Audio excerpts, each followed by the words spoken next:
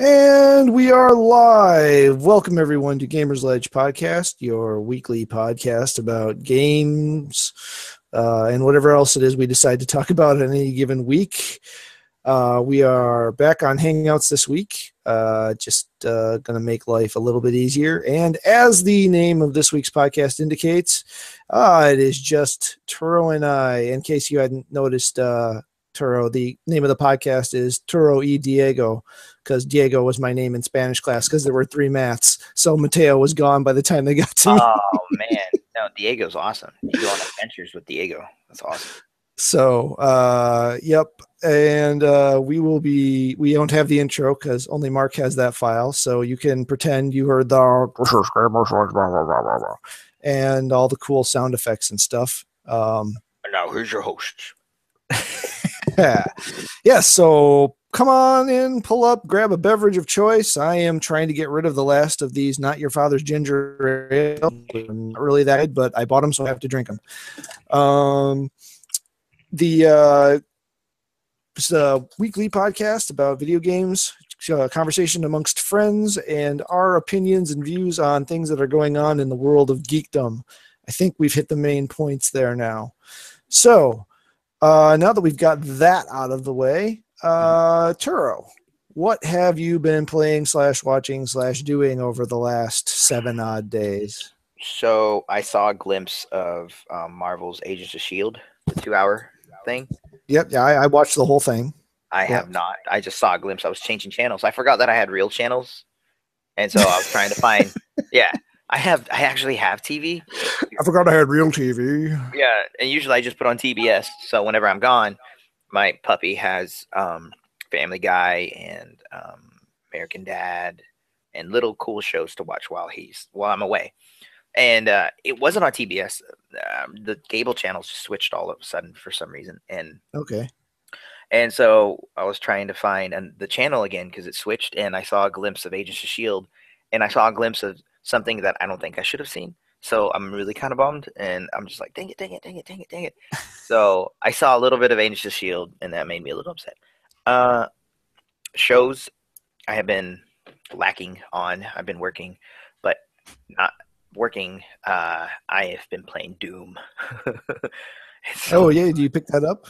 Yeah, I bought that. I didn't buy. So you playing? Are you playing it on your Xbone, or are you playing the Xbone? Okay. Yeah. I saw a comparison video, which nowadays I don't know why, but the comparison videos, there's absolutely no difference. I saw the Xbox One and PlayStation 4 like right side by side, and there was no difference whatsoever. And maybe later on in certain game or certain shadows or certain areas, it might be a slight difference, but it's just ridiculous on how the same they are as far as that game goes. Then let's see, been playing that a lot. I also bought a ukulele, so I've been practicing on that. First, you just randomly show up with a guitar, now a ukulele. Yeah. What is your next random musical instrument? Oh well, I bought a thing of drums not too long ago, but we haven't put it together yet. Yeah, so it's in pieces on the ground over here, but yeah. See, I bought a ukulele. Oh, it worked for that one dude who sings really high. Oh yeah, who was it? Tiny Tim. Tiptoe through the tulips. Yeah. Out the window. Yeah. My dog has fleas. See, I already know my strings. Anyway, yeah, I bought a ukulele. And so that has been keeping my time. And then, like I said, playing Doom. Don't fall. Okay. Playing Doom, and that's about it that I can think of. So on Doom, have you been doing multiplayer or single player or a combination? As far as games go like that, I try to beat the campaign first and then go to multiplayer. Okay. Like, that's my main rule. Halo, same thing. Gears of War, same thing. I beat the story, then I go and play multiplayer. And if there's other achievements that I have to hunt for beating it on Encore or beating it on, expert, legendary, whatever, then I'll go to that after I beat the game the first time. So Okay. Yeah, Yeah. so doing that, it's really fun. Doom is just, it's exactly what Doom was. It feels like Doom 1 and 2, besides the, you know, instead of that, I guess it would have been the other way around to you. Uh, so it's more like just, it's so quick and very fluid. I've been using that word a lot. And it's just so fast and fast paced and unforgiving. This game really is unforgiving. You'll be like full health. I'm playing it on hard, by the way. And Okay. there's like hard, there's easy, normal, hard, stupid hard, and then even more stupid hard. Sounds about right. Yeah. Yeah, and so I just picked hard because I still like to have a challenge. Whenever I run through a game, I'm not going to have any fun with it. I like cursing the TV every once in a while.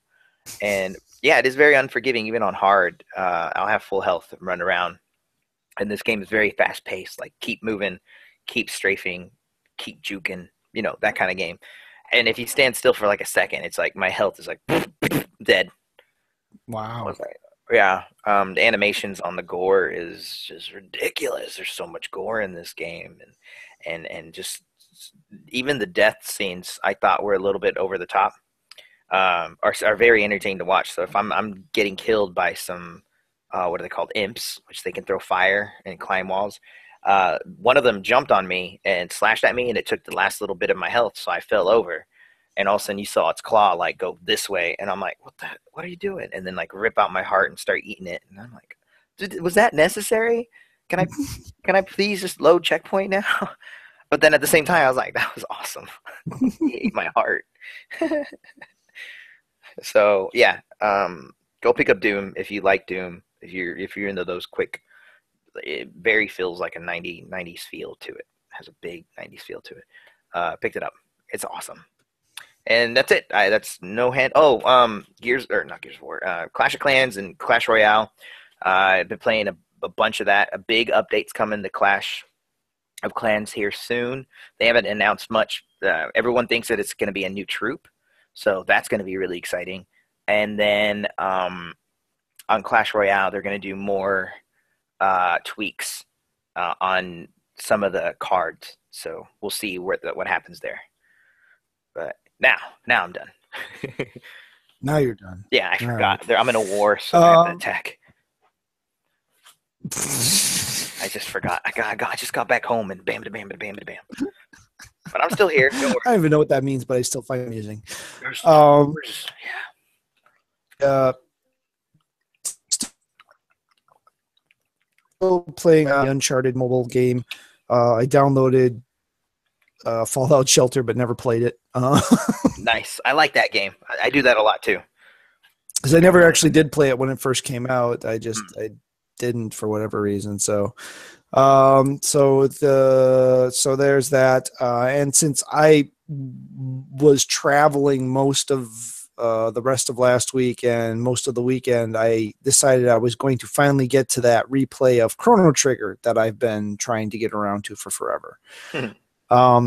Didn't finish it, which isn't surprising. Trying to run through the game as quickly as possible and not grind. And some of those bosses are very, very, very unforgiving when you don't grind, because of course that's the era that the game is from. So I finally got to a point where I slammed face first into a boss that I just couldn't with all I used or anything. So I finally had to go back and grind a little bit and then come back and finish it off.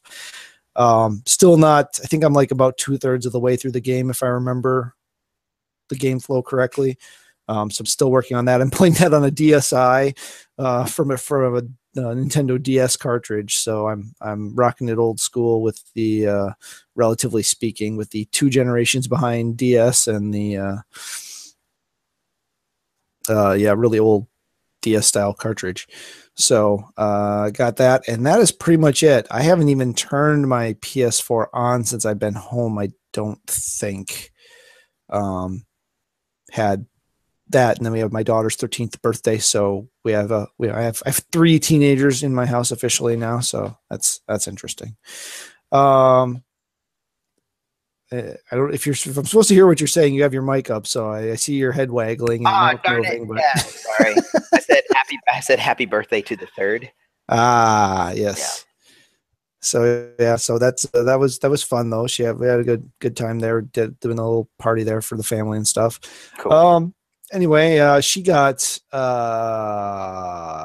I should know what this was. It was Animal Crossing Happy Home Designer, Okay. which I guess amongst the Animal Crossing community is a bit contentious whether or not that's a thing that should have ever happened or not. But she's enjoying it so far. So, and since she has the 3DS XL, it doesn't have the NFC built in. You had to get the version with the NFC platform because you use amiibo cards to get missions from additional people from the Animal Crossing by putting their amiibo card on the reader. But if you have the new 3DS that's got the amiibo reader, the NFC reader built in, then you just use that. But so she's been having fun with that. I was going to say, I could go into what the kids have been playing, but then I realized they were all on restriction and haven't had any game time recently. The foils and foibles of being a parent. So yeah, actually that's about it. I didn't even turn on for the store update just to see what was going on in there at all. I did watch Agents of S.H.I.E.L.'s 2-hour finale last night. I'm hoping that once Dave and Mark watch it, we might do a season closer spoiler cast. And if you wanted to be in on that too, Turo, that would be perfect. I probably will watch it tonight. That's for sure. So interesting to see what the rest of you think of how it ended once y'all get caught up, because I wasn't surprised, but I was hoping for something slightly different. So we'll see. Interesting setup. Now, might as well just jump straight to talking about stuff because I'm done anyway. I'm just rambling at this point. But no, that's what we do. Since we're talking about Agents of S.H.I.E.L.D., all the the big four are putting out their next year's schedules and what shows officially got renewed and didn't what got canceled and whatever. So the lineups for ABC and CBS have definitely dropped. I know I've seen those. I haven't seen NBC or Fox yet, but they may have dropped already too. But Agents of S.H.I.E.L.D. has gotten pushed, and these times are Eastern, to the 10 p.m. slot on Tuesday. Weird. Officially, the line is so that they can be more edgy, but it started at the 7 o'clock. It started at the 8 o'clock slot, then got moved to the 9 o'clock slot. Now it's been pushed to the 10 o'clock slot. The thing about the 10 o'clock slot is that's historically a place shows go to die. I thought it was the Friday night slot. Well, yeah, but any 10 o'clock slot, but especially apparently Tuesday, is a bad spot for a show to move to. And it's being preceded by 4 comedies. So you have no real connection between the 2 hours that come before it leading into that show. Yeah. It could be legitimate. It could be just that's where they think it best fits and where they can do what they want to do. But the way the article read that I looked at on IGN, it was really kind of, it's where we had a spot left over, so that's where we put it. Dang. That doesn't seem to bode well. Now, the other opportunity, of course, if I want to play this positively, is maybe they're just looking at ditching network TV altogether and are going to put everything on Netflix. Yes, please. I mean, look how everything's working out for Daredevil and Jessica Jones. That's a completely different show. Yeah. But so I mean that's kind of exciting. I somehow don't even believe it myself when I say it. It's like, hey, maybe they'll move it to Netflix. Yeah, no, they won't. So canceled Agent Carter, ditched not once but twice the concept of Most Wanted. All of that really hurt when I read that. It just, with the Agent Carter one, I didn't even know there was going to be a season 2, and now that there was, I was like, cool. And then they just cancel it. Like, come on, you can't. There's a petition that's already gotten a significant number of signatures on it to bring the series to Netflix for Agent Carter. They should just have Netflix and then Marvel's Netflix. and then just put everything good on there, like every season. Ow, ow, ow, ow. Turo was attacked by biting insects earlier today and will randomly escape into fits of noise and pain. That was just, I felt it crawling. I was like, no, it's in my head. Nope, that's stinging. That's biting me. That was actually. Oh yes, before I forget, as Dave could not join us tonight, he wanted to let everyone know that he actually isn't able to be on the podcast because he is so exhausted from actually completing a game in the last 7 days that he couldn't bring himself to actually have the energy to entertain the podcast. Actually, he's got a sick kid at home. So, what game did he beat to? It was, well, it's Dave. So, is it Tap Attack? No, it wasn't any of the it wasn't another version of Jetpack Joyride or something like that, but it was Day of the Tentacle, the remastered Day of the Tentacle that came out for PlayStation 4 and Vita. That's text-based, right? No, it's graphic. It's one of LucasArts' later point and click offerings. Oh no, that's what I meant. Sorry, it's point and click. Yeah, it's point and click. I didn't mean text-based. I meant point and click. Yeah. Okay. Sorry. Because I am old enough to remember actual just text-based games where you had to read everything. Those were your imagination. Where the game? And a piece of graph paper.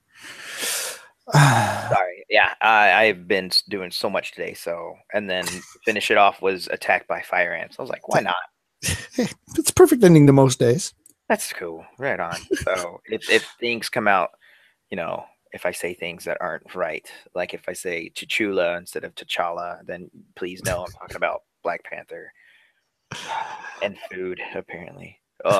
Anyway, continue. So uncertain what the future of Marvel on network television is, if they will push forward with any of these teased teased programs that they've had, like the NBC now is doing the Powerless comedy for DC. There was a similarly planned comedy for Marvel at one point, but is that ever going to materialize as anything else, or are they just going to ditch TV altogether, or are they just going to solely divest into Netflix? And if they do divest into Netflix, just into Netflix, are they going to keep the Netflix series like they're doing now, or will they incorporate some of their network offerings into Netflix as well? We don't know. We will keep our ears to the ground, and we will be watching that very closely. First thing, Most Wanted, right? Is that what it was called? Yeah. What was the basis of that? That was supposed to be, that was the Bobby and Hunter spinoff. All right. Just making sure about that. Then in an article, it was Chloe Bennett. Chloe Bennett. Quake. Yeah, that's Daisy, Quake, Sky. Yeah. She was like, we need to get. She's like getting pretty serious about wanting to get into the MCU, the actual cinematic universe. Yeah. And I wholeheartedly agree. I don't know why they have this whole secret group that could easily come in at the most opportune time in the movies, where everybody's like down on their luck or something, and all of a sudden, there's just other group of superheroes, and then it shows, Phil Coulson, and everybody seeing him like, oh, he didn't die, and you'd be like, well, he did, but he came back, and this is what he's been up to this whole time, while Iron Man and Captain America are having these little spats, and I just thought, man, it would be so. They just have so much potential. They have so much there to give, and yet I know Josh was just like, I don't recognize the show, blah blah blah. Well, and now since he's not involved anymore, there's more of a chance that they could. I think there's a bigger chance. Yeah, he got butt hurt over that kind of bad. Which but everybody got butt hurt over Phil Coulson dying. Yeah, and so I get it. Like that was the wash of everything for us. Like no, but I mean nowhere near as painful as that scene. Well, especially considering his character was a complete fluke. Yeah, he was only ever supposed to be in the first Iron Man. That was the only thing he was ever written into. Huh. So the fact that his character continued on actually is thanks to the back then. He was so yeah, and basically the writer of Thor needed a shield element, and they couldn't have Samuel L. Jackson. So he's like, "What about that? What about that guy from Iron Man? That Coulson guy? Can we get him?" Yeah, and it all worked. And that, and it just took off from there. So yeah, it's awesome. I bet you he had no clue. Hey, so you have the small part in Iron Man, okay, and you're just gonna bug Iron Man until he tries to join. Oh, yeah, okay, I can do that. That's it. Yeah, that's it. And that's it. We won't see you again. And then, bam, you have your own team yeah. and your own TV show. Yeah. So I mean, and you know, Clark Gregg has been really, really good with the community. Actually, that whole cast with the show and stuff has been great. But yeah, and then the Dub Smash Wars between him and the Agent Carter. Yeah. People like it's just like how they're just having so much fun doing all this. It's genius. It's great. All of it. Yeah. So we hope it can keep going in one form or another, because it'll just be sad when that's all done. And it will end eventually. We all know this, but it'll just be really sad when it does. And we saw Peggy go back and forth. I mean, so come on, why not Coulson? Come on. Infinity War seems to be, you know, part 2 probably, which isn't, you know, which aren't the names of the movies anymore, but whatever they will be. You know, it seems to be the place where if they're going to pull it all together, that'll be where it is. I haven't seen what I would need to say to do with the thing and the maybe of the something, but so after you watch the show, we can talk. I did make a theory. Can I talk about a theory on the Infinity War, excuse me? I guess you could throw one out, and then we probably need to move on because we've been no, I mean, I already assumed, or I already saw this coming anyway, but so we were talking about it real quick, and about how the whole concept of my friend couldn't understand that they didn't resolve the whole thing between Iron Man and Captain America. I'm like, yeah, that was a given to me, and that's why they're not going to be later anyway. And then he hands him the phone. He goes, "Call us if you need us." And I said, at the end of part 1, I get it. It's not going to be called part 1 either. But the end of part 1, I think, you know, all Iron Man's troops are going to be down, or all his things are going to be down. Something's going to prevent him from advancing. And then at the very, very end, he's like, I have to make a phone call. And then credits. Boom. So we're not going to see Captain America or any of that team at all in the first one. That's an interesting possibility. I guess I hadn't quite gone that far with it, but oh yeah, I was like, man, because he even said, Captain America's like, the Avengers are yours now. So there. I mean, the Avengers is in the name, but that doesn't mean that we necessarily need to see, you know, any of Captain America's team. Right. And was there ever an Avenger team in Wakanda? Like that whole area? Did Black Panther ever have a team?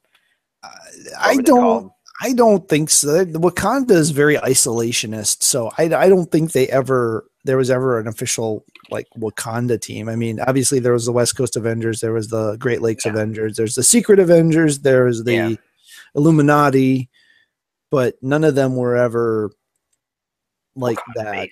Black Panther based. Okay, because I was thinking that we could call Captain America's team that now, since he's down there. They're kind of being referred to as, and by the way, I guess we have some Captain America Civil War spoilers going on here in case you haven't seen the movie. Poop, I forgot about that. Yeah, I just realized it's not just us two talking. Well, but it's already been a few weeks. It's been a week and a half. Oh well, sorry. Just put spoilers warning. Sorry. Yeah. Whatever. So I'll put some in the text for the post. But oops. So we'll sideline those conversations. But they've been using the Secret Avengers name pretty much to refer to it online at this point. So we'll see where that goes.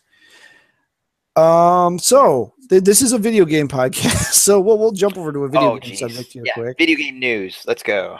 So Nintendo has been coming out and confusing everybody and their monkey, which has basically been their MO for the last half dozen years at least. Yeah. But stressing, and they kind of said this before, and then this last week it's been like a couple 3 times they've really hit this, that the NX is not a replacement for the Wii U. It's not a Game Boy. It's not a DS replacement. It's something new. and unique, and it's going to have a larger impact than the Wii U, is what's been said, but it's not a replacement for the Wii U. At this point, I think it's just a freaking tablet. I think it's a Nintendo tablet. I think that's all I can think of at this point. I mean, I don't know. I'm so defeated and confused by this. But then the Zelda game's coming to it, and they wouldn't do that with a tablet, and I don't know. I want Zelda, but I don't know I want it bad enough to follow Nintendo down whatever hole this is that they're diving down. What have you been thinking about this, Turo? You been following this at all? Little by little. I don't know what they're doing. I really thought with the NX, I really thought it was just going to be a Wii U replacement. Yeah. And that was it. Okay, it's to them, the Wii U has failed. We got to move on and make something else. And I was like, okay, sure, I get it. And then they say, no, it's not any of this. How can you say that? Like, what are they going to have, like 2 lines of consoles competing each other? Like the Wii U is going to have all these games, and the NX is it is a console, but it's not replacing it. It's just going to be our main console that's going to be playing, only Nintendo games from then on out. Better graphics. I don't know what they're doing. It's weird and then when you say the whole tablet thing, I really hope not. Oh. I mean, that was just the first thing when I read this. I'm like, all right, fine. Yeah. It's just a freaking tablet. That's all they're doing. They're saying no to everything. So what else could it be? Yeah. I don't know if they're thinking that they're thinking that the Wii U and the NX can just coexist. They're going to be similar products, similar to how the PS3 and the PS4 currently to a degree coexist, although new content for the PS3 is pretty much done. I haven't seen new content in a while, but I mean, both are still fully supported systems. So are that what they're saying? Is that what they're trying to portray? Is that we're not just gonna, flip some switch that'll make all your Wii U's turn off? But true. But isn't that replacing it? In my eyes, the PS4 replaced the PS3. The one replaced the 360. Yeah, it did. It's the replacement console. Whether you replace it in your life or not is a different thing. Because I have 2 PS3s and a PS4, all of which get played on a fairly regular basis. So, PS4 didn't replace my PS3, but it is the replacement system. So it might just be semantics that they're playing there too. What if they're making their own computer? What if it's a computer? What if it's an upgradable Nintendo computer? I was going to say it's a Nintendo 64, but they already had that. So. Nice. No, like an actual computer with controller that can be linked up, or a touchscreen that can be linked up, but it's going to have its own OS, and you can it's going to be a laptop or an actual computer. They'd actually have to call it the Famicom then, because they'd have to go back to the family computer. Oh my gosh, that'd be so cool. I don't know. I already have like 4 computers around my house. I don't know that this is a Nintendo computer. I don't want a Nintendo computer. But you need it to play Nintendo games. That is the evilness of the world as it is right now. The fact that I only own Nintendo consoles because I need them to play Nintendo games. That is the horribleness of where we're stuck at right now. I mean, look what happened to Sega when that all went down with the Dreamcast, Yeah. I mean, they started making games for other systems, but it just didn't feel right. Playing a bunch of Sonic games on Nintendo started out Nintendo started out before video games, but I mean they started out as just a software system. So they in theory, how many more units could they sell making a Metroid game that played on both Xbox One and PS4? I mean, yeah. Oh my gosh. I really think they need to just ditch the whole hardware thing. Maybe stay in handhelds, but ditch the whole console thing and just go. They got the handheld market down right now. They got it down. So why not put in more effort and time and money? I think they're really trying to figure out mobile and replace handheld with mobile. But mobile, yeah, that gets into a whole philosophical debate, and I'm the wrong True. person to be here because I think mobile gaming mostly sucks. So Yeah. But Clash of Clans. No, I'm kidding. All right, moving on. We're doing that moving thing on. again. We're doing that. Yes, we gotta. I gotta set a timer or something. And I haven't even started drinking it. Speaking of, So Capcom, a company that has been struggling to try to find itself in the latest generation of games and systems, their latest remaster of Resident Evil Zero, which honestly I didn't even think was that good of a game. But the HD remaster, has sold approximately 800,000 copies in just downloads. This wow. doesn't count the bundling, the physical bundle that came with that, and the Resident Evil 1 remaster. So they that's doing well for them. They got a game that they actually did well, and so this is leading up to the full remake of Resident Evil 2, a game which doesn't even have a formal announcement or release date. So they've been able to apparently hit a stride here with the classic Resident Evils. If you consider Zero a classic, it's a classic style at least. So yeah, there's there may be still some life in Capcom yet. They're not quite dead. Thank goodness. And Turo, I know you like them Pokemans. I like my Pokemans. They're my favorite. I like collecting all 50 of them. That's all there is, right? All 50, yes, all 50. Yeah. So have you signed up to be a field tester for Pokemon Go? Oh my gosh, that's a thing right now? Yes. Oh, see, this is what happens. I don't have my phone or anything. So after 2 months of field testing in Japan, United States, Australia, New Zealand, Pokemon trainer, it was Japan. Now the United States, Australia, and New Zealand can start their quest to be the very best. Registration is open for Pokemon Go field testers here in the States. You need a Gmail address and a mobile device. Apparently there's another game by the developer where you can use the same ID to log into. It is a beta, so registration doesn't guarantee you will get in. And it sounds like they're already starting to invite people. So if you want to go ahead and get in there, look for the registration.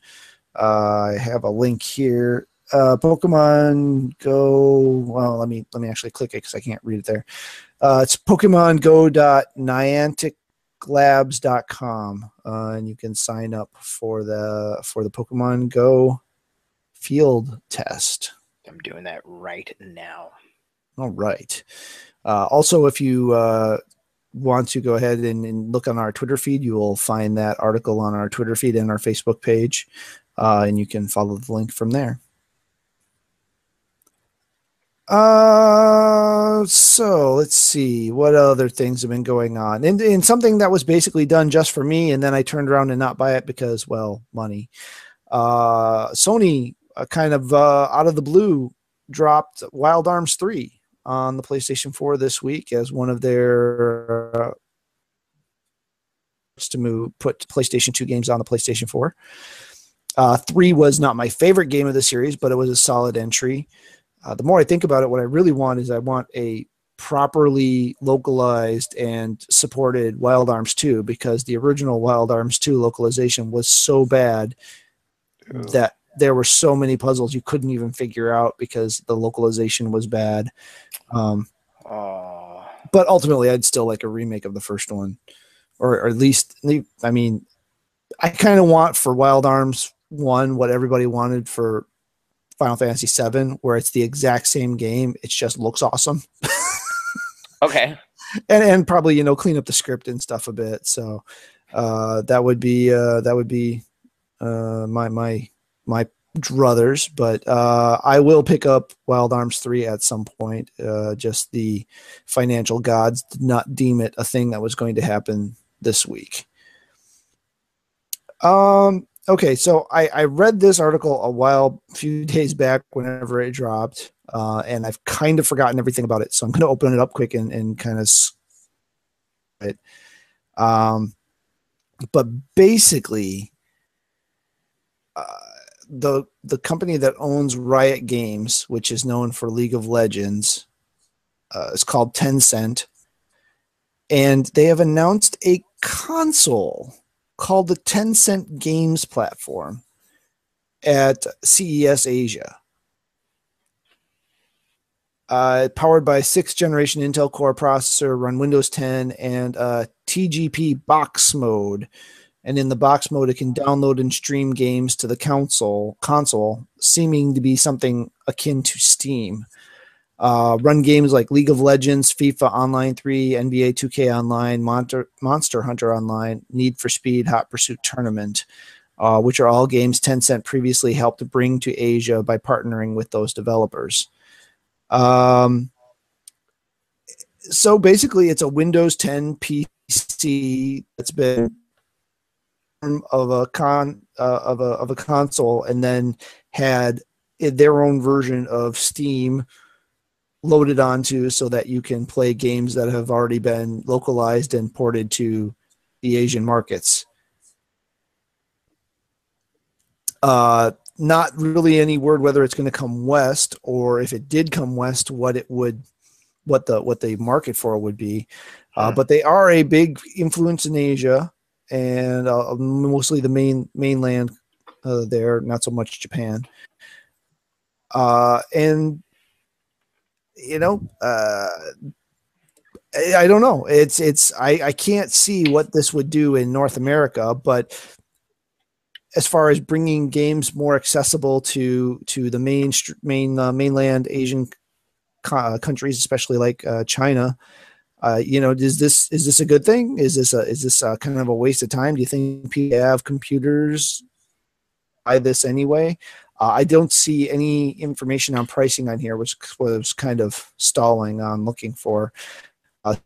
So I don't know how affordable this is versus, say, like a regular computer. But if you're already somewhere where you have an internet connection that you can download and stream games, are you more likely already in an environment where you're more likely to have a computer anyway and just play games? Or do you think that this is something that will be a benefit to those markets? If you have the means, I could see if you know you're capable of doing something like that, and all you needed was a computer, I can see people just putting in the effort to try to download everything that they needed to download and then play the game that they want to play. Having a service will just make that group of people who are wanting or go out of their way to do that, it'll make it easier for them. But as far as widening the market, maybe a little bit, but not much. I mean, this is not something that there's a huge demand for. So I would see it as like, here's the group of people that do that. Just get the games that they want and they play it, and they probably download scripts and have them translated, or downloaded the translated scripts and then go from there. And that group of people is just going to go for a service like that. Yeah. But I mean, I don't know the money in that business. So if that increase is a big deal to them, yeah, okay, do it. Right. So, so we've been listening to Mark talk about his experiences with the Vive. We did get our Vive unit for the shop, and he has been demoing a bunch of stuff, which you should expect to see some write-ups and impressions coming very soon.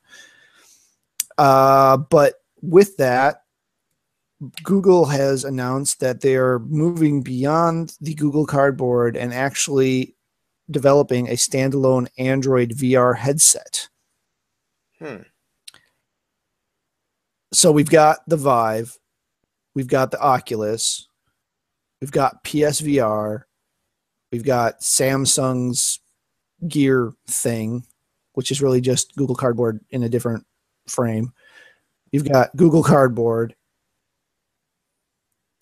and you have a handful of others trying to vie into the market. And then you've got, as Mark put it, the Wild West of the peripherals, trying to figure out how to add on things to the VR headset itself to make it a more fully functional thing.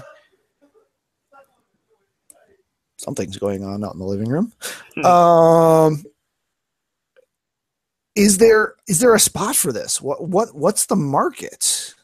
Where would this be? I mean, we're not going to be seeing a Google VR headset that costs $600 and that you're going to have to buy another, $1,000 computer or use your computer to support.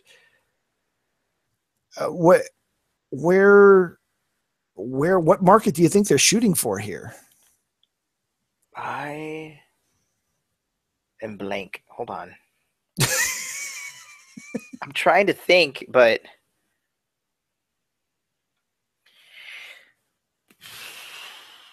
nope.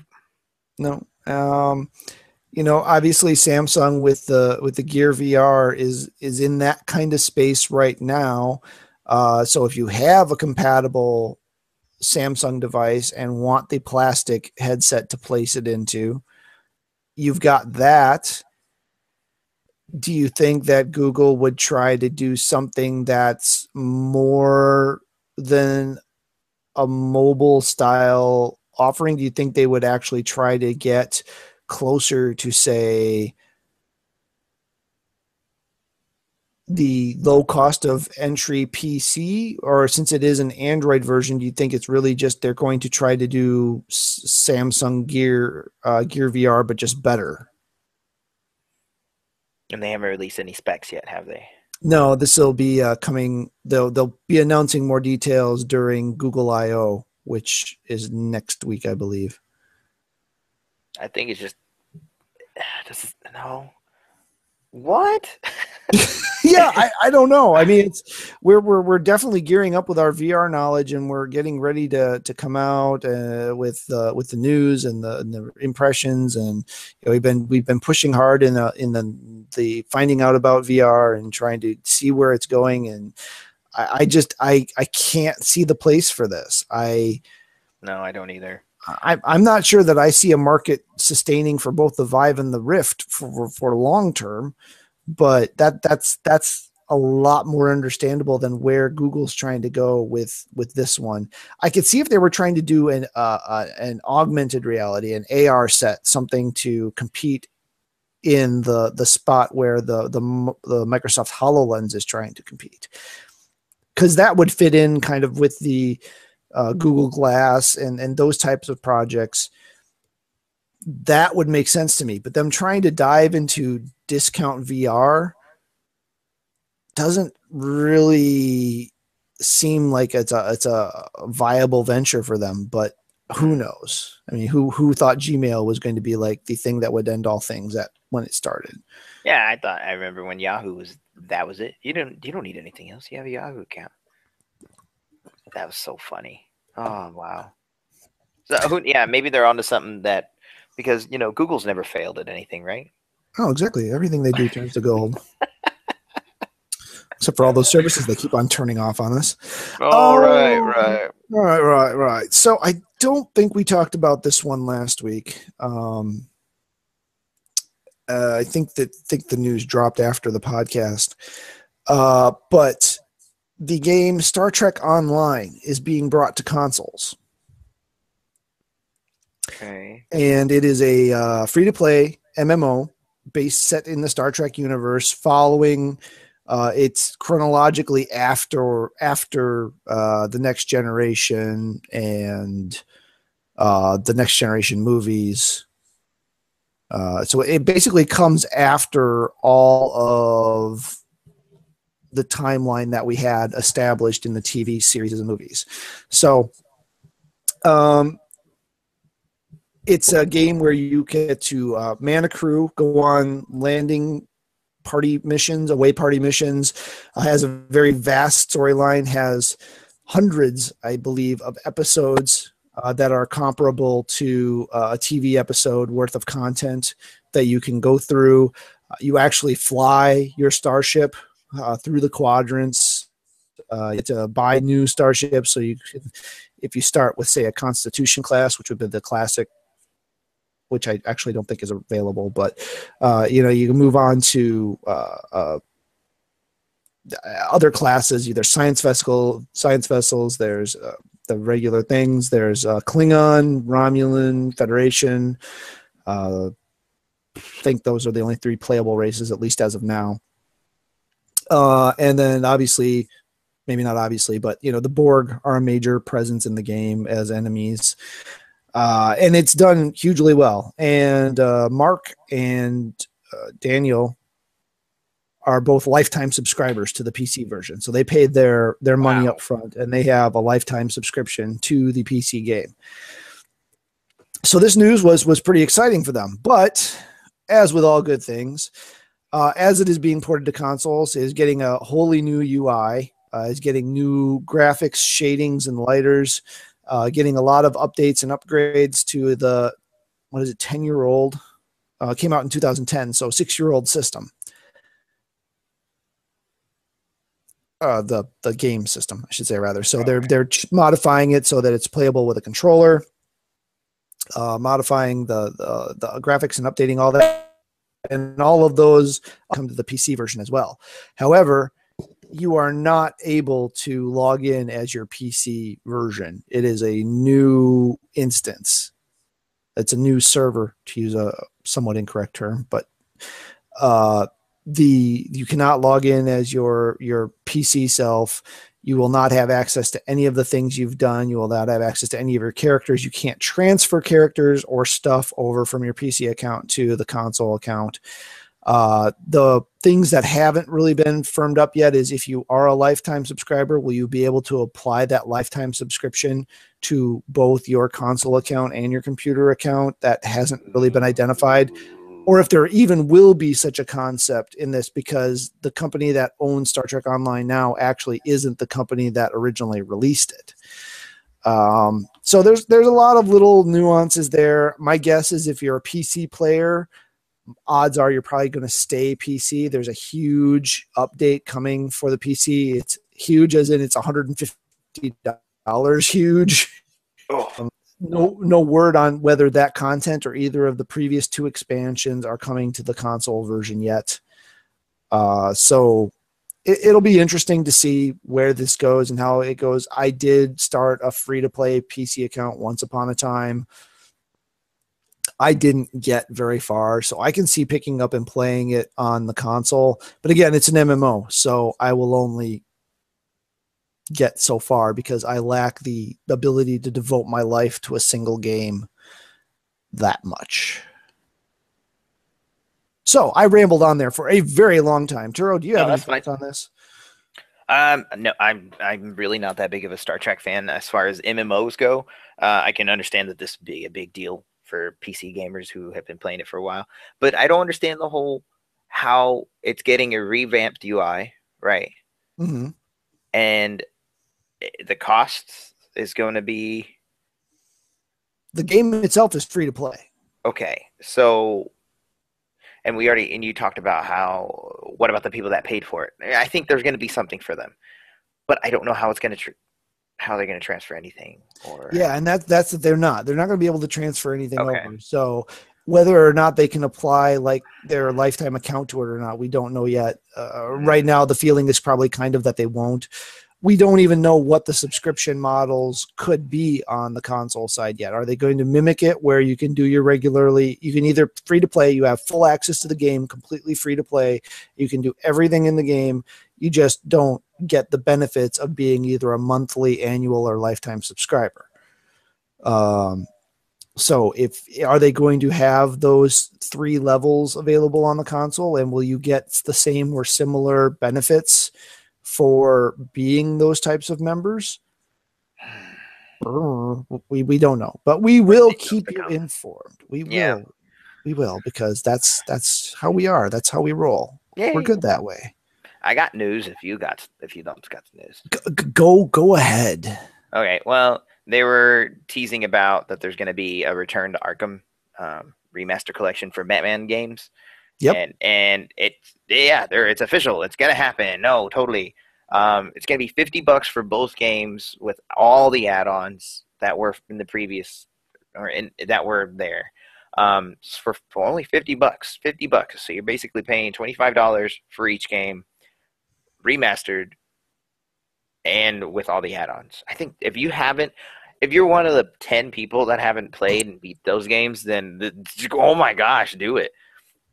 Because gosh, they were so good. The stories, it reminded me like I was playing the animated series. It played like an episodes kind of way, and it was really cool and clever, and it really made you feel that you put in the effort in finding some of these secrets, or it just rewarded you not only in game but as feelings that you were just finding all these discoveries and these little Easter eggs, man. That was really fun game. So yeah, go get it. July 29th, $50, both games, add-ons, and so much. It's gonna be so cool. So yay! Oh, and it's gonna be just a week after the digital release of the R-rated Batman: The Killing Joke movie that has been wanted forever. And they even said that Mark Hamill said that he wasn't going to come back as the Joker unless he's going to do the Killing Joke, and then they did it. So it's Mark Hamill as the Joker in the Killing Joke. So, and of course, Kevin Conroy, the voice of Batman. There can't be anybody else. So yeah, it's just going to be a week after that. So it's going to be a good Batman week that week. So come on, go do that. Yeah, I'm really tempted by that. I do own the other ones, the originals on PlayStation 3, so it's hard for me to justify it. But those were really special games. They really did do something special with those games, and they put effort and time and research into those games, and really. It felt like a continuation of the animated series, and they are the antithesis of Gotham. Yeah, and they did everything right, and so to go back to it to enjoy those games, sure, $50. I know $50 is a lot sometimes, but in the gaming way, that was higher than I was expecting. I was really thinking it would be a 30 or a 40. You know, I was thinking 40, but no, it's 50, and maybe that's just their way of justifying the whole remastered and the graphics on top of, which I don't even know how they can get the graphics even better, but with all the add-ons too. So yeah, it'd be interesting to find out if they are in the same engine and they up-res the graphics somehow, or if they actually rebuilt it in I don't think they Arkham Knight engine. No, okay. So I don't know. If they actually rebuilt it in Arkham Knight's engine, that would be interesting. Because man. Anyway, and I got more news if you wanted. Okay, go ahead. So we touched on Pokemon a little bit, and as far as I know, the only new stuff from Pokemon Sun and Moon is the starters. Nothing else has been leaked. So any of those other fan art sheets they are not real. Yeah, they're not real. So don't even just. And most of them that are pretty obvious that they're fake, but there have been a couple that have been. Litten does not turn into Shadow. I am sorry, but Litten's final evolution is not Shadow. That would be awesome, but it's not. But a lot more information is coming in on June 2nd. They're going to be releasing a bunch, they said, of information for Pokemon Sun and Moon. And hopefully we get a couple more screenshots of new Pokemons. Maybe the evolutions of the starters, hopefully, and I would like to know a solid number of how many more Pokemons are going to be added. That's what I really want to know.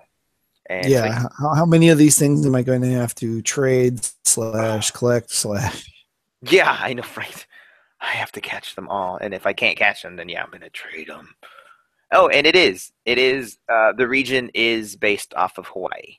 It has been said. Yes. Okay. It was definitely tropical, so. Yeah, but we didn't know Virgin Islands, Caribbeans, what? No, totally Hawaii. It's based off Hawaii. Awesome. So there was there was an announcement for something that Mark got very excited about, and it wants me to be excited about it. This thing wants me to be excited about it. Oh. But it's a mobile game. Yay, what is it? And I already know just looking at it, it's got mobile trappings. And how bad is it going to be with the whole you have to play every day and you have to keep up? That's the thing that kills me with mobile games is you have to play them at a ridiculous rate. Yes. And the movement of the game. And the minute you fall behind, you're done. You're just done. So it's kind of like an MMO. I just cannot find the time in the day to dedicate to something like this. It's yes and no for me because like not MMOs, but games like that. To me, I'm like, oh, I have to play every day. But at the same time, wasn't I already going to play every day? It being a mobile game, it's in my hand. If I'm bored or I'm going to have to take a poop, this guy's going with me and I'm going to be playing something. And then I'm like, oh, by the way, I forgot to do that one thing. Boom.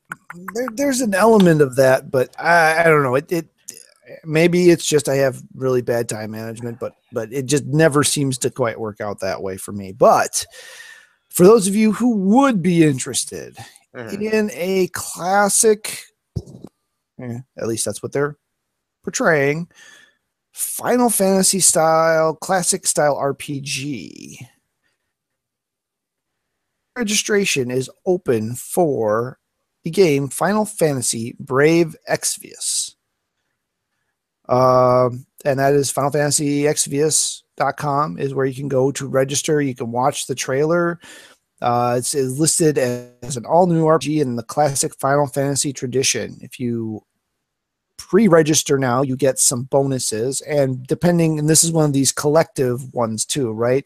So when you register, you contribute 30 crystal points to the pool, and how many people pre-register depends on what your ultimate final gift is when the game launches on,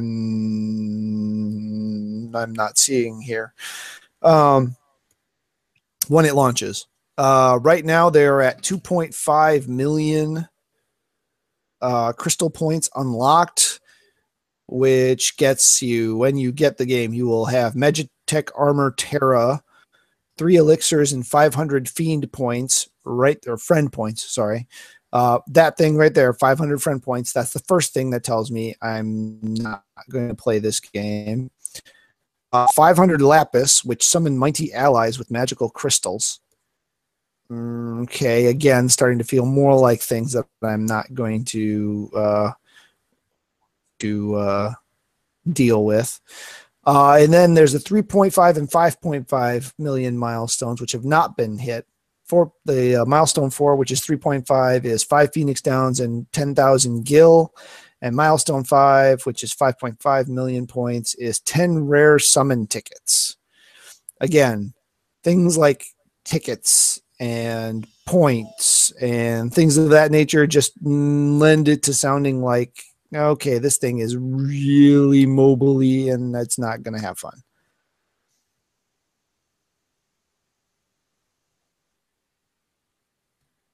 Turo? Uh-oh, did I lose Turo? Turo. Where'd he go? Okay. So yeah, well, we wait for Turo to return, assuming that he's not frozen there. It's kind of weird. Trying to look for something moving in the background. I was looking at the article, not at Turo. So, oh wait, there is probably a note for me. Oh, he'll be right back. Should use the tools I have available to me rather than just kind of flounder about. But hey, such is my way. So I'm not sure what I make of this. I appreciate the idea. I would love a classic Final Fantasy. I'm not sure that I would love a classic Final Fantasy with mobile wrappings. It is a Tale of Crystals, Final Fantasy title for the smartphone, all new stuff, intuitive. Says let summon legendary beasts, but again, of course, we already saw that requires summon tickets. And then join forces with legendary heroes from your favorite Final Fantasy games, which makes it sound kind of Final Fantasy record keeper-ish, but that's what I'm assuming these Lapis are, which will allow you to summon heroes from other games. Anyway, so if you are interested in that, go ahead and take a look online and you can find that. And Turo's still not here, so I have no one for a counterpoint. He does play mobile games, so though when he gets back, we're going to want to hit him up and see if this fits into his style, because he is a mobile fiend, much more so than I am. Let's see. What other news do we have running around here? And my browser just decided to minimize itself for some reason. Okay, there we go. We're back. Other news do we have lying around here? Overwatch physical copies are sale May 23rd, at least at Best Buys, which is one day early. So if you are itching to get your Overwatch on, that might be something that you would be interested in. Dragon Ball Xenoverse, which did pretty well, has a sequel which has been announced, and it is coming out still this year. So if you are into your Dragon Ball and you like Xenoverse 1, then Xenoverse 2 is coming out, and you maybe want to latch onto that. People are still playing The Division. That's news. No, it's not. But apparently they're still working to get updates out and get things squared away, and make sure that the game is still playable and gets to be fun again. Since we are doing more than just gaming news, was announced that a spin-off from the Suicide Squad movie was going to be happening, starring Harley Quinn and other female hero villains, reportedly going to be participating as well. So that will be something interesting. I mean, the movie's not even out yet, and she is, I think, by far the favored character. She's been featured in a lot of stuff. Seems to have really kind of devoted herself to at least her vision of the character. Not sure it's going to be anything I care for. The DC universe has not thus far really spoken to me, but that could all be changing, because following quickly on the heels of the announcement that in 3 weeks of global release, Civil War has surpassed its global revenue total of Batman versus Superman.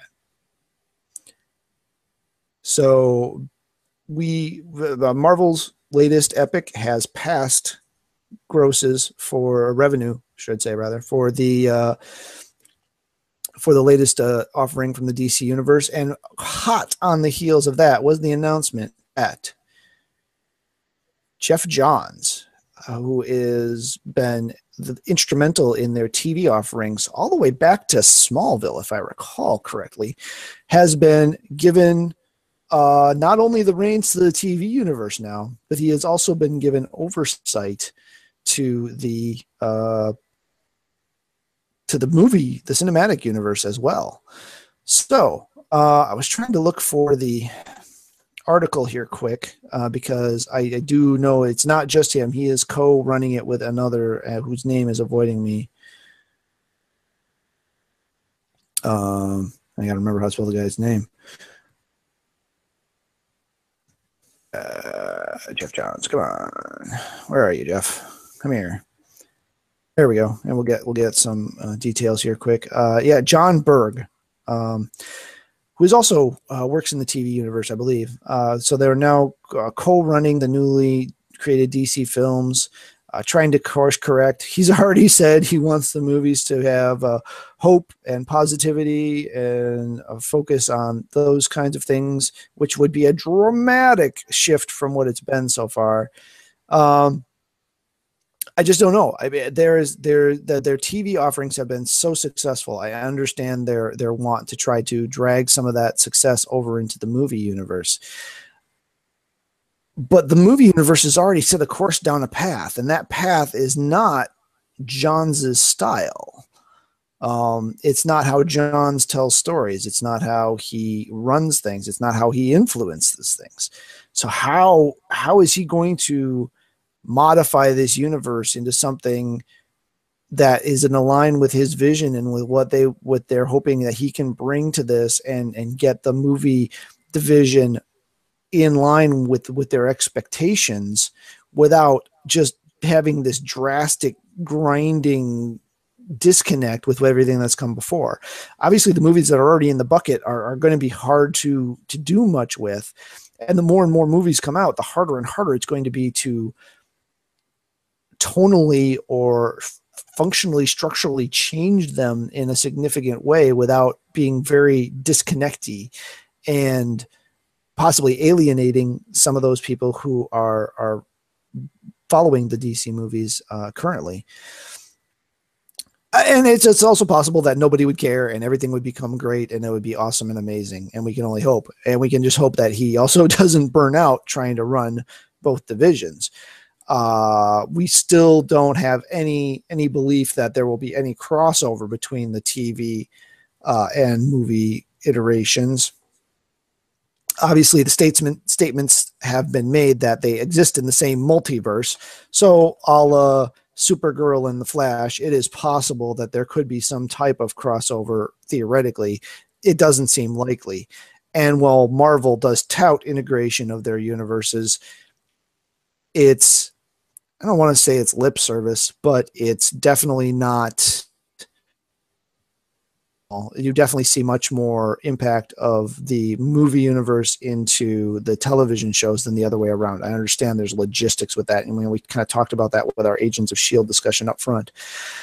But it'll be interesting to see. I wish him luck with the endeavor. I hope he can make them good, because nobody loses if we're having great quality movies coming out on both sides of the aisle, except my pocketbook.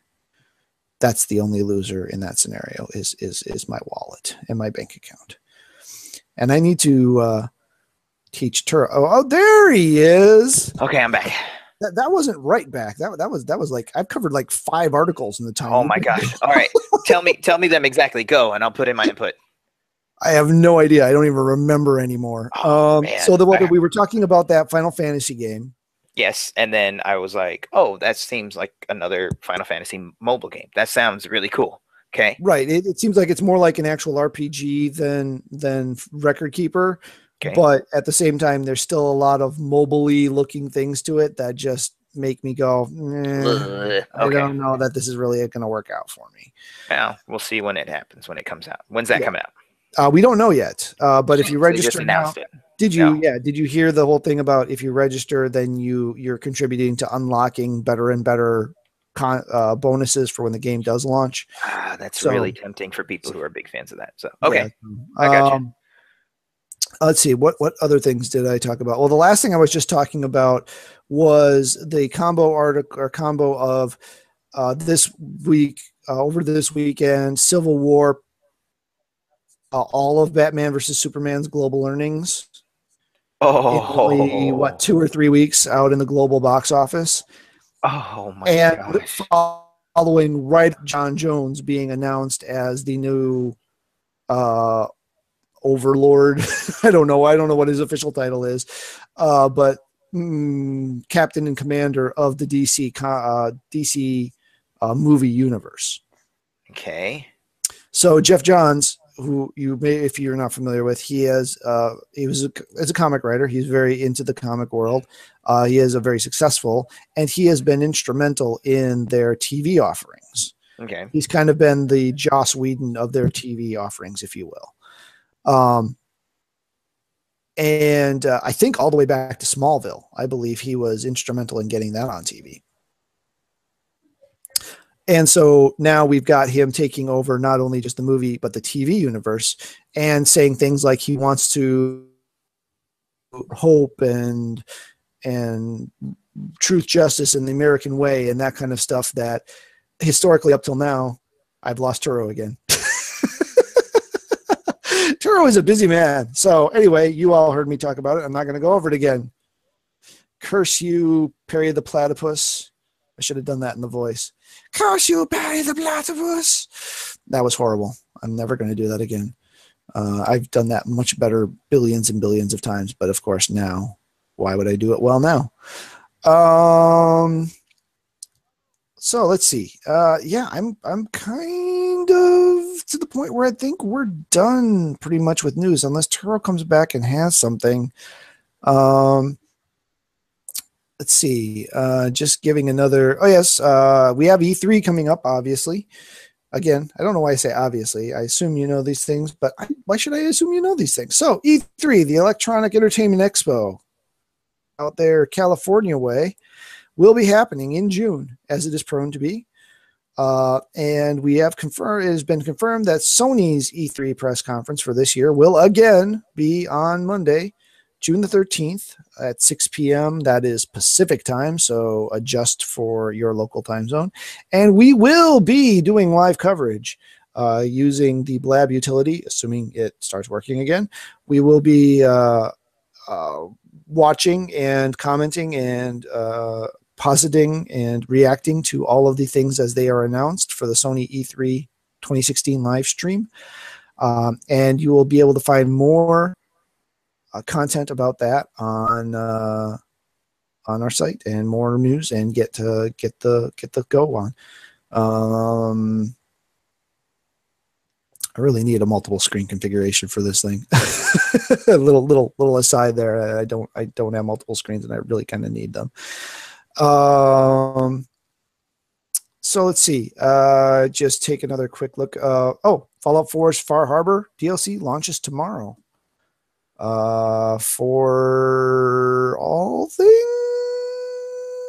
or just PC? I'm not seeing on here whether it's for everything or hit all platforms tomorrow. So yes, Far Harbor, the latest of the DLCs, third covered by the season pass, will hit everything tomorrow. So that would be the 19th of May. If you didn't buy the season pass and you just want it on your own, it is going to be $24.99. It is a huge expansion. Shimmering Isles level expansion, but even bigger. New enemies, new monsters, new plot lines, new missions for your different factions. This giant praying mantis, nasty looking thing. So this is supposed to be the big. This is supposed to be the big guns. This is the island that's covered in radiation with all kinds of stuff going on, and a story that you kick off through the Valentine Detective Agency. And it seems like there's going to be quite a bit of synth presence and mutated monster presence and all the great stuff that we loved about Fallout 4. I'm still trying to finish the main story and all of the related stuff there, so it'll be a while before I get to this, but I did pick up the season pass because it seemed like that was going to be a really good value. So I'm back.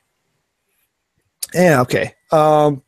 So other things we covered, I talked about quick, that Harley Quinn is getting a spinoff from Suicide Squad. I heard that. Yeah. That's gonna be cool. Jeff Johns taking over the DCU computer movie universe, and that's a good thing, right? It seems to be a good thing. My main thought is there's already the 2 movies that are done, and there's another 2 or 3 that are already pretty much done. And there's been a definite tone and path set for the movies as it exists now. How much is he going to be able to modify it without alienating people who are actually fans of what have been done so far? Reboot again? Yeah, I don't think that's happening. So yeah, I know. I don't know. We don't know what's coming. We don't know what the plans are going to be. I don't think he even knows what the plans are going to be. But, definitely kind of going for more of the hope and truth and justice in the American way kind of DC universe versus what we've seen so far. I say I haven't actually seen any of it. I haven't actually watched either of the movies. So all my knowledge is secondhand. So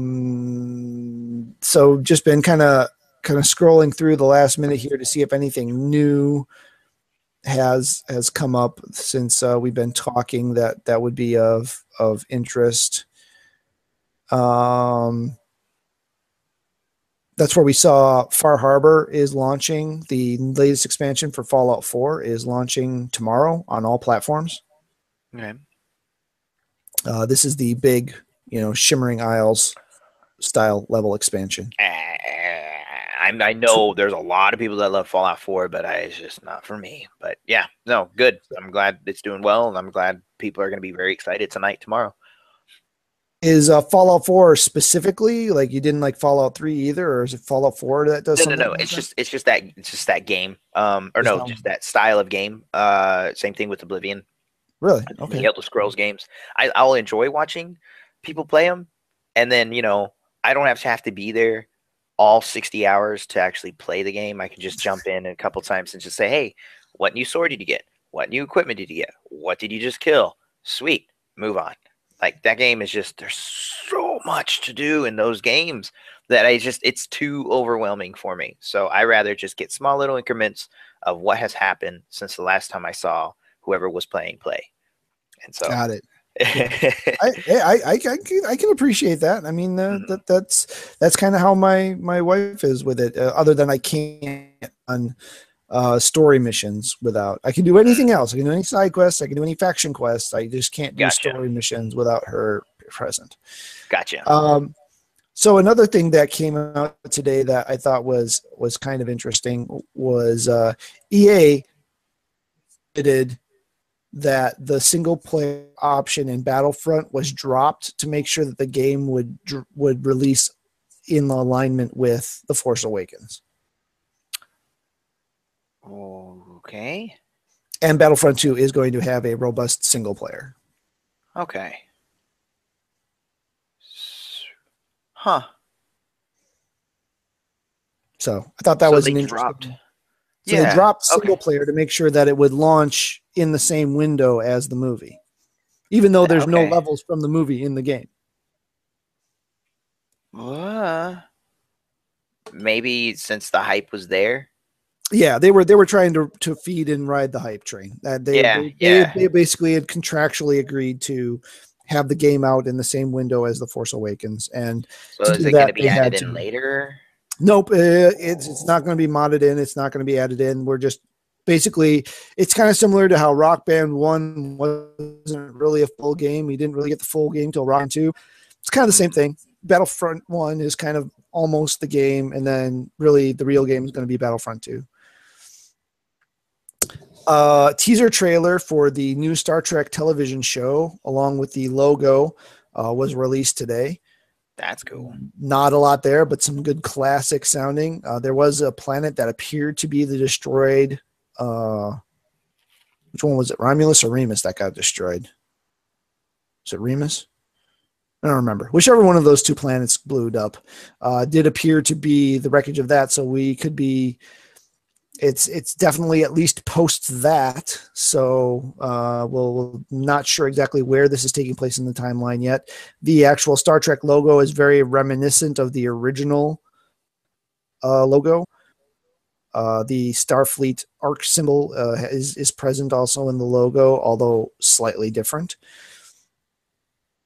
But other than that, it's a new cast, new enemies, new aliens, new heroes. Basically, there was a whole bunch of things. It's all new worlds were phrases that were featured in the teaser.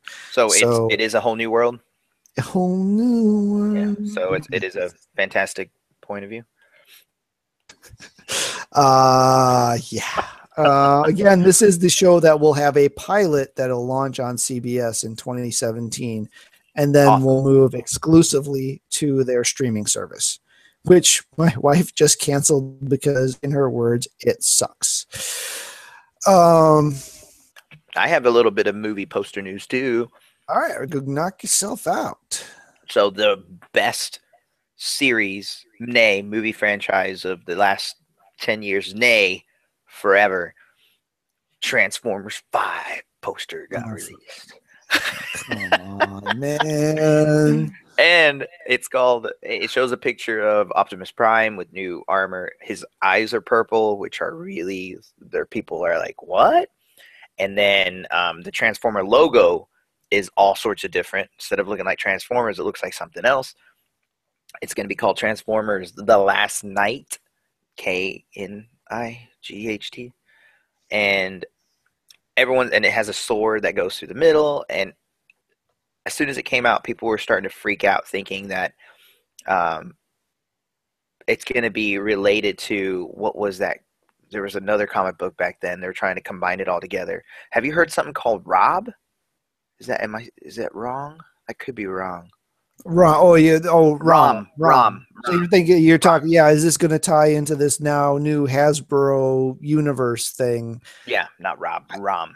Rom. And they said that there's bad guys that take over in Rom's like universe that changes the people's eyes and thing purple. And Optimus's eyeballs were purple, and they're like, "Why is his eyes purple? They shouldn't be purple." More likely, we're looking at a Dark Convoy situation where it's a evil Optimus. Okay. But they did kind of do that already too. So yeah. So this is it's called The Last Night.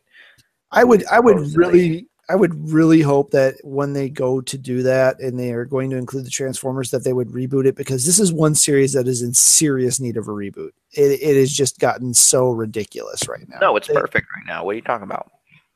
I can't even talk to you. I was okay with the first movie. I didn't think it was great, but I was okay with it. The second movie came along, and I'm just like, okay. And the third one. And then the third one, and abandon all ye, hope, that whatever that saying is. I can't even think. It makes my brain just die a small death every time I think about it. And then the fourth one, they had dinosaur Transformers that apparently were just roaming around everywhere on the Earth, but nobody noticed.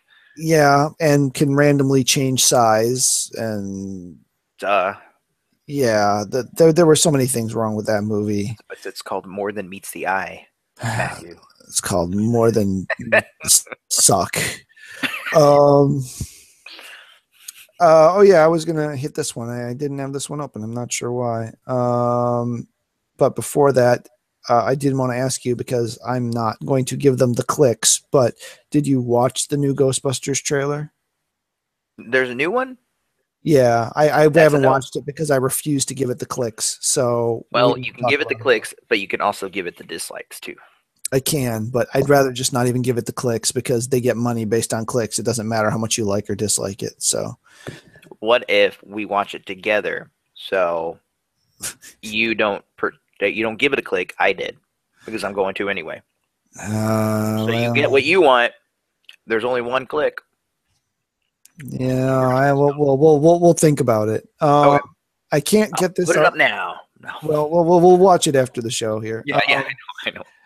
I can't get it to come up, but Kojima announced for his new studio. I honestly hadn't seen the logo before, so I guess I didn't really know this was a thing. But the Kojima Productions has a new mascot, and for whatever reason, fox? We're not with the little fox anymore. Let me try this. But it's a dude in a spacesuit. Okay, I'm not. Yeah. Okay. Oh, right. That was the thing. So the logo was this skull inside this kind of helmety looking thing, and nobody really knew what the heck it was. But now we have a full picture of it. It's a space type suit with a kind of almost Spartan, not Spartan Halo, but Spartan, like Greek Spartan helmet. I'm looking at it now. And a glowy blue skull head inside of the helmet you can see through the visor. What are they trying to show there? It looks like. And he's got a banner there, a Guidon banner that he's holding. and the other article I saw, he actually has a name, and this one, of course, doesn't show what the name is. It wasn't anything that sparked anything in my brain.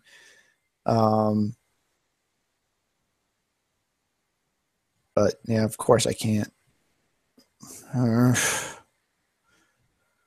Why you no work, internet? Why you no tell me what I want to know? So whoa, computer going crazy here. Let me try one more thing here quick. So and it's a character. It's being listed as a character. So I don't know if this is something that's going to appear in a game or if it's just going to be a thing that comes around. Oh yes, the full body look at Ludens, Ludens. That name in and of itself does not spark anything to me, but not Inception, interstellar-ish kind of looking spacesuit with a little more armor padded on is what it looks like to me. So I've kind of given up on Kojima stuff after what's that big game series that he did? Yeah, Metal Gear Solid 3. Can tell my day has been kind of brain killing. Did Turo leave again? Because he's not talking. Yes, he left again. So, okay. So there's that. Seeing an article here I want to graze quick before we go on, but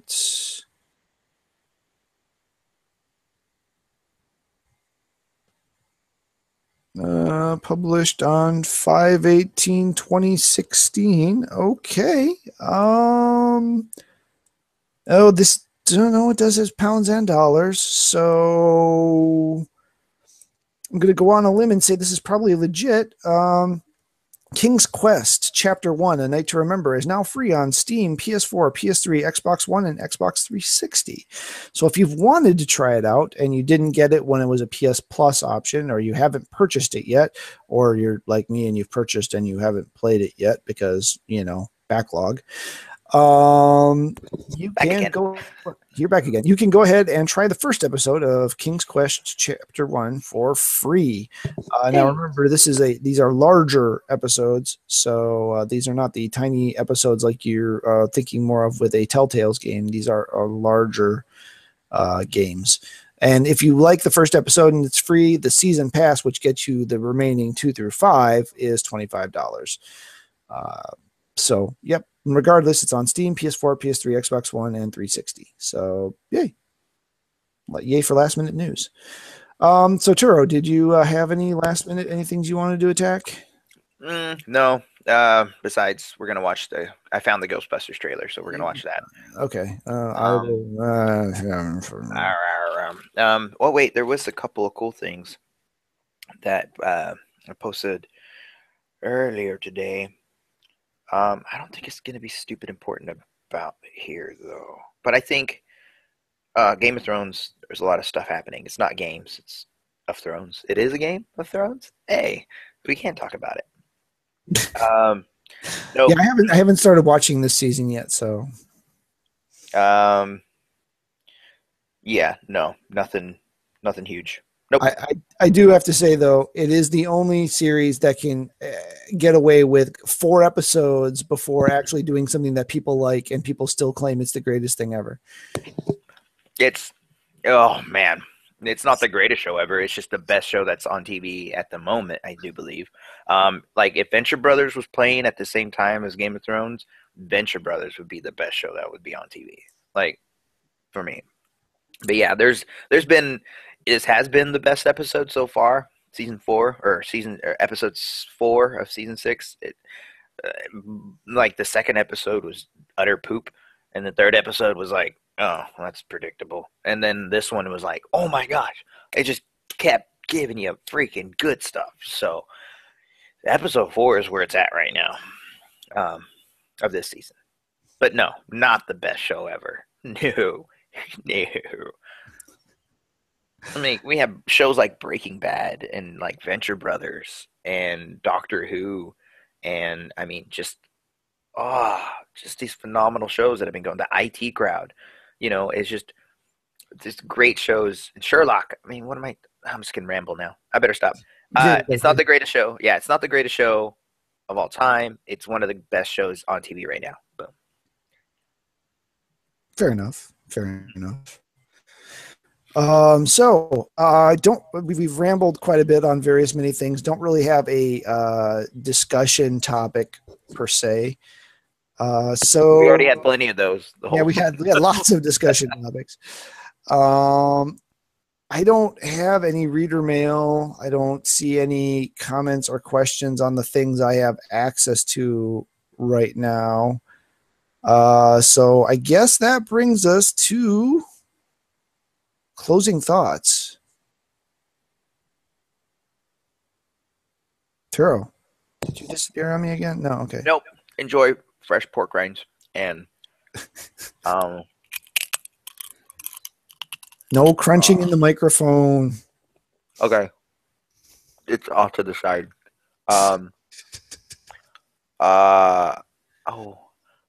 No, Apocalypse comes out next week. Go watch Civil War again. And if you haven't seen it, what is wrong with you? Go watch it. I actually do need to, because I haven't Emily hasn't seen it yet because the way things happen. So I do need to go get the family out there and that's see a good that, reason to watch it just again. That's just such a great movie. So closing thoughts you. Closing thoughts me. Closing thoughts me is I somehow missed Civil War II #0 at the comic book store today. So I may have just self-fulfilled my whole, I'm going to ignore this whole thing because it sounds stupid. And then I was going to, okay, I'll buy it. But now I didn't buy it. So maybe I'll just be self-fulfilling prophecy. Wow. So you yourself is preventing the prophecy of. I am subconsciously. Yeah. It's weird. It's very meta, and I'm not really comfortable with it right now, but yay. Otherwise, there's lots of great stuff out there, and try to find something you love, and don't harsh on the things other people love unless it really sucks. Call of Duty. Ugh. It still maintains its popularity. People get some pleasure out of it. I don't get it. I don't get lots of things, but so I will just leave it at that. I don't have any bad jokes. I don't have any good jokes. So we will forego the joke of the day, of the week, because why put everyone through that? So, and inevitably I would think it's a good joke and I would end up offending all 0 of our audience. There's nobody watching and somehow I would still offend somebody. So that would be the amazing feat. So I guess that leads us to clean up, close up, whatever.